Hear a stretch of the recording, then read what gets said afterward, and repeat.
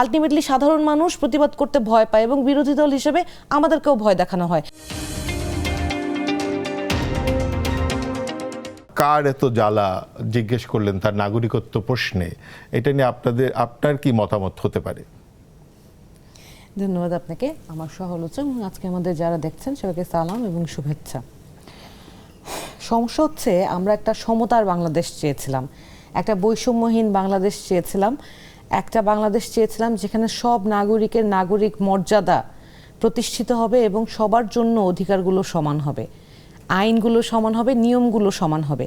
কিন্তু আমরা দেখতে পাচ্ছি যে ক্ষমতাসীনরা যেই যখন ক্ষমতার চেয়ারে বসেন নিয়মগুলো তাদের পক্ষের হয় আর সবার জন্য বিপক্ষের হয়। আমাদের জন্য যেই জিনিসটা অনেক কঠিন হয় সেই একই জিনিস আবার অন্যের জন্য অনেক সহজ হয়। আমজনতার পার্টির যেমন সারা দেশে ধরেন ওনাদের প্রধান কার্যালয়ে একটা ফটোকপির দোকান হওয়া সত্ত্বেও যেমন তাদের নিবন্ধন মেলে, এনসিপির আবার ট্রাক ভর্তি করে নিবন্ধনের প্রয়োজনীয় কার্যক্রম এবং আরপিও অনুযায়ী সমস্ত কার্যক্রম মানে সমস্ত কাগজপত্র কারণ আমজনতা পার্টি কিন্তু অনশন করতে হয়েছে তাকে দীর্ঘ সময়, বাট আরপিওর ক্রাইটেরিয়া মিট করেছে কিনা সেইটার প্রুফ কি আপনার আমার কাছে আছে কিনা সেটা হচ্ছে আমার প্রশ্ন।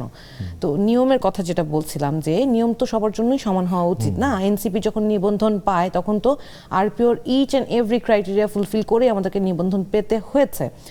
আবার একই সাথে যখন আমরা নির্বাচনের সময় মনোনয়ন নিয়ে আলাপ করছিলাম তখন আমরা কিন্তু প্রচণ্ড প্রতিবাদ করেছিলাম যে যারা ঋণ খেলাপি বা যারা দ্বৈত নাগরিক তাদেরকে যাতে কোনোভাবেই, যেহেতু বাংলাদেশের বিদ্যমান আইন এবং সংবিধানে বলা আছে যে তারা সংসদ সদস্য হওয়ার জন্য প্রার্থিতা করতে পারবেন না, এবং একই সাথে যখন সংরক্ষিত নারী আসনের এমপি প্রার্থী হিসেবে আমাদের একজনের মনোনয়ন সাবমিট করা হলো তাকেও কিন্তু সেই একই ক্রাইটেরিয়ায় আরপিওর দোহাই দিয়ে বাতিল করে দেয়া হলো আমার সহকর্মী।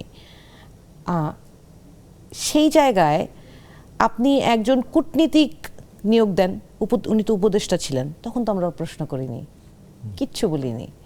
কিন্তু আপনার দেশের সংবিধানের দোহাই দিয়ে আপনি এত কিছু করছেন, আপনি গণভোটকে অস্বীকার করছেন, আপনি সব কিছু, আইনমন্ত্রী অবশ্য বলেছে যে নিয়ম মেনেই হয়েছে, আইনমন্ত্রী এটা বলেছেন। সেটাই বলছি, এখন উনি আমাদের শ্রদ্ধেয় সিনিয়র, উনাকে এখন সম্মান রেখেই কথা বলতে হবে। উনি যেহেতু বলেছেন, আমরা তো আসলে মুখের কথায় অনেক কথাই শুনি কিন্তু বাস্তবতাটা তো ডিফারেন্ট, আমরা তো দেখতে চাই প্রমাণ। এখন আপনি অ্যাপ্লিকেশন যদি করেন, আমি এটা নির্বাচনের আগেও বলেছিলাম যে mere submitting an application to renounce the citizenship doesn't consider যে আপনার সিটিজেনশিপ বাতিল হয়ে গিয়েছে। উনি যদি অ্যাপ্লিকেশন করে থাকেন ওনার সিটিজেনশিপ বাতিল হয়ে থাকে, তাহলে ইউকে যেই ওদের যেই সরকারি ওয়েবসাইট বলেন বা সরকারি যে তথ্য ভাণ্ডার, সেই জায়গায় কেন এখনও ওনাকে ওখানকার সিটিজেন দেখাচ্ছে?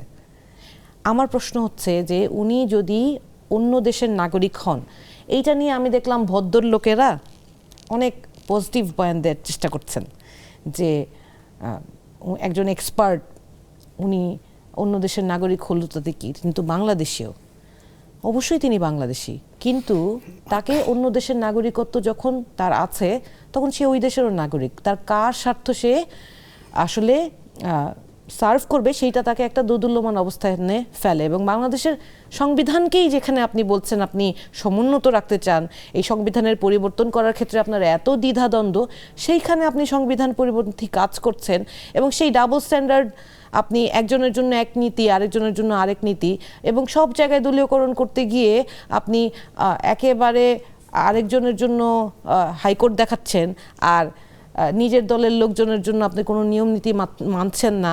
আবার আপনি যে নিজের ইশতেহারের বরখেলাপ করে, নিজের 31 দফার বরখেলাপ করে আপনারা কার্যক্রম করছেন, দলীয়করণ করছেন, আবার গণমাধ্যমেরও গলা চেপে ধরছেন। এই যে যেই জ্বালা শব্দটা ভদ্রলোক বলেছেন, আমি ভদ্রলোকই বলবো, সিলটি ভদ্রলোক, উনি আবার ওনাকে শুদ্ধ বাংলা বলতে গেলে বললে উনি পারবেন না, কারণ লন্ডনই তো। ওই লন্ডনে আপনি, আমার মনে আছে ছোটবেলায় বাস স্টপে দাঁড়িয়েছিলাম, সিলটিরা ওই বাংলাদেশ থেকে কেউ গেলে ওদেরকে পছন্দ করতে পারে না, ওরা তো লন্ডনই, তো ওরা বাংলাটাও ভালো বলতে পারেন না। আমি জানি না উনি বাংলাটা ভালো বলতে পারেন কিনা, আমি দুঃখিত। এইভাবে বলে অবশ্য খারাপ হবে, সিলেটের অনেক সিলটি বাংলা, সিলেটের অনেক মানুষ ভালো বাংলা বলেন।